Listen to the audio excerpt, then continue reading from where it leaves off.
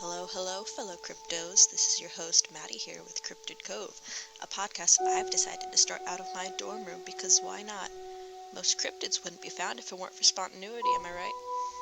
In this podcast, we'll get into the grim, dark, and gritty, the cool and creepy, the weird and wacky world of species we don't even know exist yet.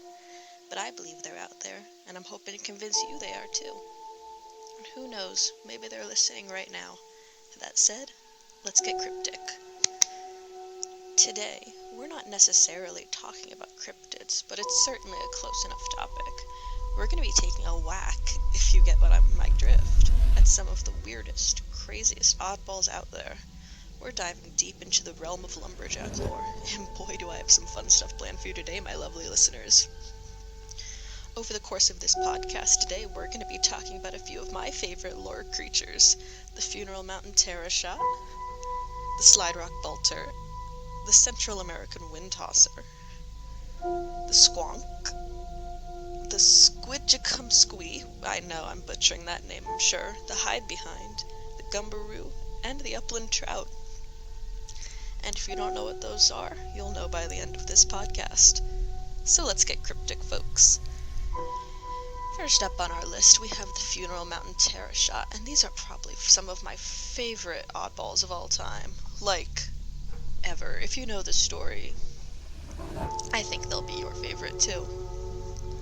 So, long time ago, in the Funeral Mountains of California, which I think is near Death Valley, I would have to check the geography, but I think it's near Death Valley, there was a species called the Funeral Mountain Pteroshotte.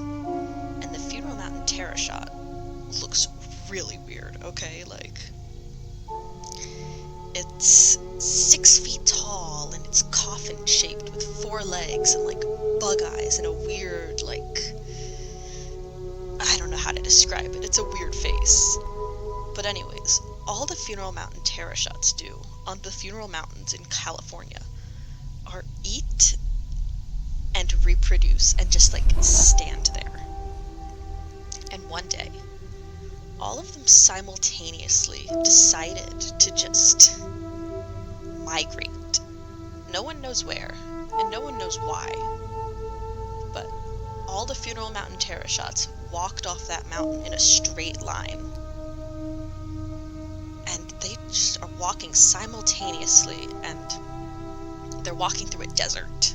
And it's really hot out, right? And the only evidence we have of this encounter is a group of drunk Mormons that were traveling in a caravan through the desert at the same time. Anyways, the heat got to the Funeral Mountain Pteroshottes, and the first one in the line exploded.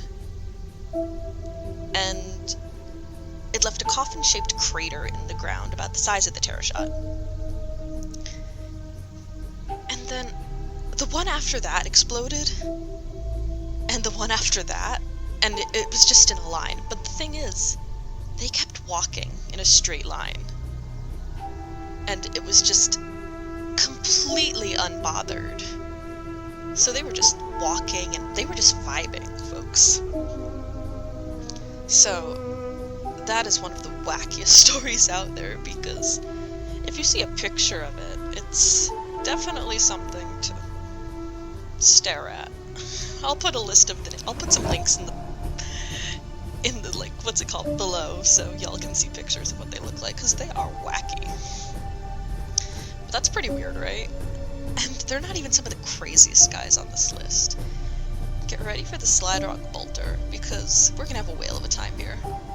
So, the Slide Rock did I say Slidewalk? Whatever. The Slide Rock Bolter is a big whale monster with a hooked tail. I'm not sure what the exact dimensions are of a Slide Rock Bolter, but it's pretty big. Anyways, the Slide Rock Bolter lives in the mountains of Colorado, the Rocky Mountains for those, because I think those are the only mountain range in Colorado. I could be wrong. My uncle lives there, I should ask. But the Slide Rock Bolter has a big hooked tail that it uses to hook onto the top of the mountain. You'd think more people would see it. Anyways, the Slide Rock Bolter, what it does is it waits for tourists and travelers to pass by. And then, once it sees the hikers or the whatever, It lets go of the mountain with its tail and creates a landslide as it goes down, completely consuming trees and everything in its path, basically, just to eat that person. And it zooms up the other... You can't see it, but I'm making like a parabola motion with my hand right now. It zooms up the opposite mountain and hooks onto that with its tail, and then it waits. That's whack, yo. Like, that's a reason I don't go to Okay, that's the reason. It's not a reason I don't go to Colorado, but if it did for certain exist, I wouldn't go, because this thing has been known to destroy whole towns. I mean, I don't know what a giant land whale's gonna do, but something tells me it wouldn't be very fun, folks.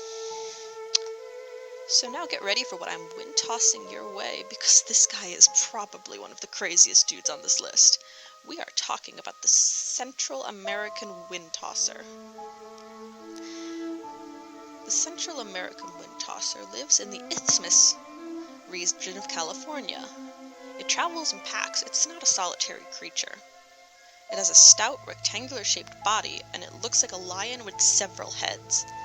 Think of like a lion that went through one of those little like tubes you used to play with as a kid where you'd shove the shapes in the holes, except it's deformed.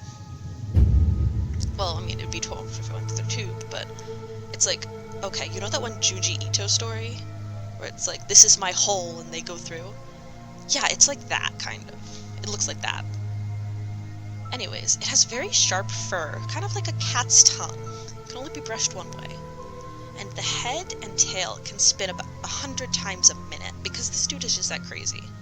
And you know what? He knows it. He is extremely cocky and aggressive, kind of like some people I know. If you're from high school, you know who you are. But the dude is very stable during earthquakes. Unfortunately, I am unstable most times, so I am not a Central American wind tosser.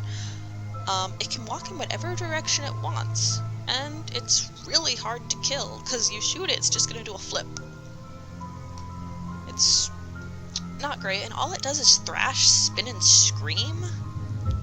Kinda like most people in my high school used to.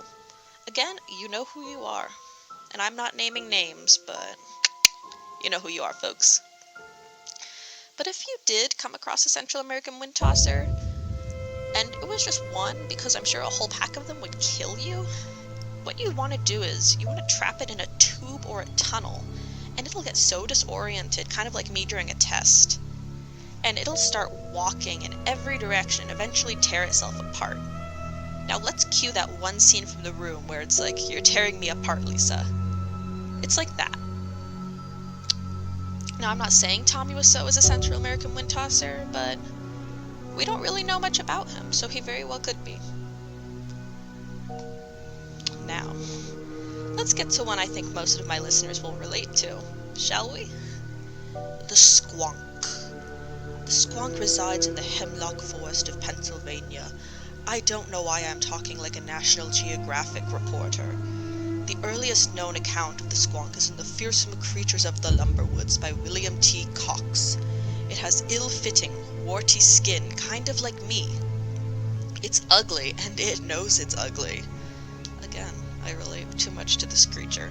It spends most of its time sobbing and hiding, kind of like most people I know. Me! When people see it or threaten the squonk, it sobs so hard it dissolves into a pool of water. Like, one dude tried to catch it, and when he got it in a bag, he went home and it was like, look what I caught, and it was just a bag of water. And that's how water balloons were invented. I'm kidding, they weren't. Unless they were. Are squonks just water balloons? Is there some sort of squonk bureaucracy happening under our noses? Oh, God. Anyways, that gives me an idea for next week's podcast. Hope y'all like Australia. Anyways, the squonk actually has a scientific name. Lacrimocorpus dissolvens, which I'm pretty sure means dissolvent to tears. If you know me, well, I mean, actually, I really like heavy metal, and there's an Evanescence song called Lacrimosa, and I've sat through the 20-minute Tree of Life scene where they're just playing Lacrimosa while dinosaurs chase each other, and there's like a tree blooming, so yeah. I kind of consider myself an expert on Lacrimosa. I mean, not really, but what you gonna do about it, right? Anyways, listen to Lacrimosa and Stan Evanescence because they're so good. And surprisingly, the squonk isn't the only shy lumberjack lore creature. Take a look at my bestie, the Squidgicum squee. Did I pronounce that right? Probably not. The Squidgicum squee comes from tales of lumberjack lore from the late 19th century and early 20th century. This dude kind of looks, from the cryptid wikia, it looks like a giant wart in the ground with like a face. And it's extremely shy and never wants to be seen. Kind of like some people I know at college. You know who you are. Anyways, when the Squidgicum squee sees someone or hears someone approaching, it takes a deep breath and promptly vores itself. Yeah, you heard me. It swallows itself whole. I never wish you could do that. Because while that does seem like a useful trait, it's something I definitely could have lived with not knowing. But that's okay, because this next one more than makes up for it in the coolness factor. The hide behind. I love the hide behind. And not just since I've seen the Gravity Falls skit, because that is really good, but the hide behind is really cool. The hide behind preys upon humans that wander the woods at night, and was, quote, credited for the disappearances of early colonial loggers when they failed to return to camp. Maybe it seduced them. Anyways, so people describe the hide behind as a very large and fearsome creature, despite never having seen it before, which is weird. Because the only way to survive a hide behind is alcohol, and that's by Actually, no, wait, I got that wrong, folks. I'm so sorry. If you drink alcohol, it doesn't like it, so I think when it goes to kill you and, eats your intestines, it just dies. Sorry that's a little morbid, but we are a survival podcast sometimes, and we do... Who's we? It's just me. I do try to make sure y'all can survive any cryptid encounter, like an anti-sea bear circle. But the hide behind, as its name suggests, can hide behind anything, so, folks, that tells you I am indeed not a hide behind. Or a giant crab. So, it uses this attack like a Pokemon and drags people back to its evil lair of hide behindness. I don't know what for. Oh, wait, no, to eat your organs. It's just one of those guys. And, like I said, it's supposedly stopped by alcohol, but I don't know if this kills it, or if it just smells you and is like, nah man, I'm sober. On it goes. Anyways, it's a known theory that every hide behind teaches an Alcoholics Anonymous group. The 13th step in the 12-step program is hide and seek with a hide behind. Yeah. Anyways, let's talk about the Gumbaroo. The Gumbaroo apparently has a confirmed kill. There was an M-Force agent, I don't know what that is, but if there's no podcast next week, it's something I'm not supposed to say on the air. It was first confirmed a kill in 1957 when some guys named Mike Mulligan and Abernathy Quinn destroyed a Gumbaroo in a place called Coos Bay, Oregon. Since then, there have been a few sightings, but no successful kills, and only 5 of these sightings have been confirmed. The Gumbaroo lives in large, burned-out cedar trees. I don't know what that means, but it reminds me of something from, the Magnus Archives. Stay on that podcast, by the way. They are way better than this one. Where it's just, I'm imagining a stump. Where it's, just hollowed out, and they kind of just sleep in it. I don't know. What the hell was that? Anyways, the Gumbaroo is always hungry and eats literally anything. So, that's what I'm wondering, because it's a lot of the cryptids on this list, a lot of the Lumberjack lore, it's it has to do with them exploding, being generally ugly, and eating everything. It's that's what makes me wonder, am I a creature of Lumberjack lore? Anyways, the Gumbaroo is said to look like a fat bear in shape, but it's completely hairless. Except it has really prominent eyebrows and bristly hairs on its chin.